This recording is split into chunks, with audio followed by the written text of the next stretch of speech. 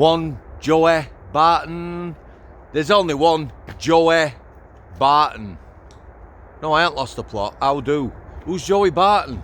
These people watch channel from other countries, and some people aren't interested in football, so I'll give you a brief description of him. He's an ex-footballer, probably best known for his fights on and off the pitch. That's with opposition and fellow teammates. Adding one or two assaults away from football.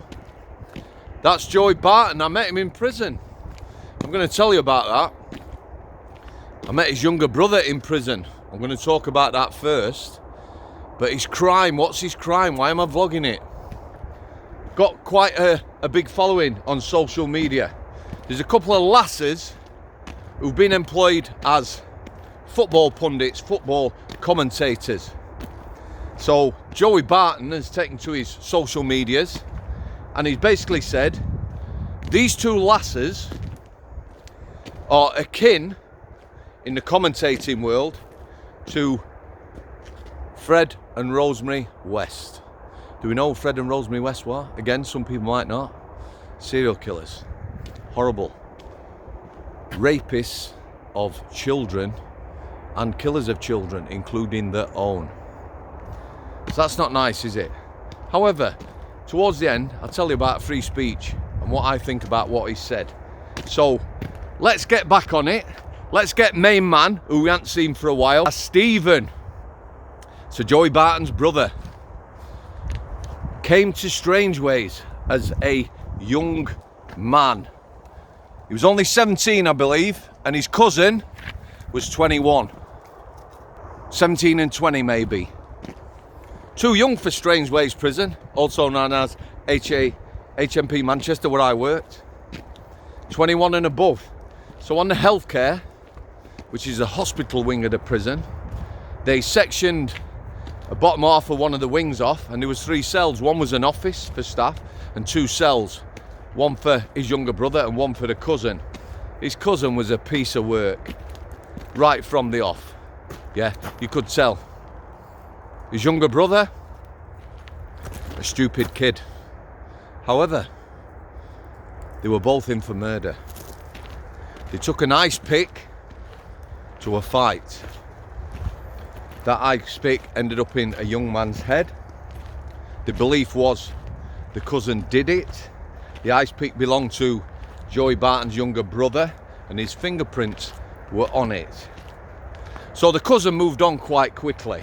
Perhaps he became 21 and they moved him on. I'm not quite sure. But his younger brother was in that little unit for a short while. A good while, actually. I did quite a lot of shifts. I've worked with young offenders. The guy on there, the senior officer, asked me whether I'd do some shifts. It was an easy gig. Did some nights, watching TV, DVDs and the like with young Joey Barton. After the trial, he was moved on. Then, I would later meet Joey Barton. Joey. I was on B-Wing. B-Wing is the drug-free wing. Or was the drug-free wing at Strangeways. You know why I'm laughing, don't you guys? There's no such thing. B-Wing wasn't very well disciplined. There was some good staff on there. They used to pick the prisoners. I'll just give you a view while I'm chatting. Their own prisoners. They go to K-Wing, the remand wing, interview people. Most of the prisoners on there were good lads. I'm not saying they were good lads in the community, but well behaved in prison, enhanced and the like, and suitable for a drug-free wing. The shifts I worked on there with the staff, I always got conflict with prisoners. Not because I was an arsehole and a prick of a screw, it's because there was no discipline. And remember, one lad once come up, "Give me the iron." I said, "Pardon?" "Give me the iron, please. Give me the iron, you fucking prick." I obviously didn't give him the iron. That sort of thing. Staff always in the office chatting, thought it was the best wing in the world. He was on there, come running past me on the stairs. No running in prison. Brushed past me, flying down the stairs. I went, "Oi!" "Oi, lad." Yeah? Somebody shouts, "It's alright, it's Joey," one of the female staff. I went, "Joey who?" "Joey Barton." That's the first time I'd seen him. I had no interactions with that lad. That was it, yeah. I believe he gave out autographs for Mars Bars, like to Mars Bar. Privileged in prison, that lad. He was on B-Wing. He got put on the servery, serving meals straight away. I believe a lad got sacked to make room for him. And he ended up with a gym job, gym orderly job. Best job in the jail by far. Over to the gym every day. You could train as much as you wanted. Have scran. You know, stay over there all day. The gym lads looked after you. Privileged job. He got that straight away. Somebody was looking after him. Not our number one governor. Our number one governor wouldn't have looked after him like that. That came from outside. So when he was in Strangeways, he had it piss easy. The easiest jail you're ever going to fucking do. Yeah? Now, Joey has recently been on James English podcast. Shout out to James English. Good lad. I hadn't seen him for a while. And apparently, he had a dig at me. When I was on James English podcast, I mentioned Joey, and he had a go at me. He didn't know me. I was just a fucking screwer, just another white shirt, yeah? Never spoke to him. I knew who he was. I knew he had an easy time, so he didn't know me. If you looked on social media, get an idea, but that's as far as it goes. Now, where is he now? Like I say, he's likened these two female football pundits to serial killers, paedophile serial killers. One or two other harsh words. He's also called out the wet wipes, I believe they call them, the two Garys. I think it's Gary Neville, Gary Lineker, one of the Neville brothers anyway. We're also football pundits.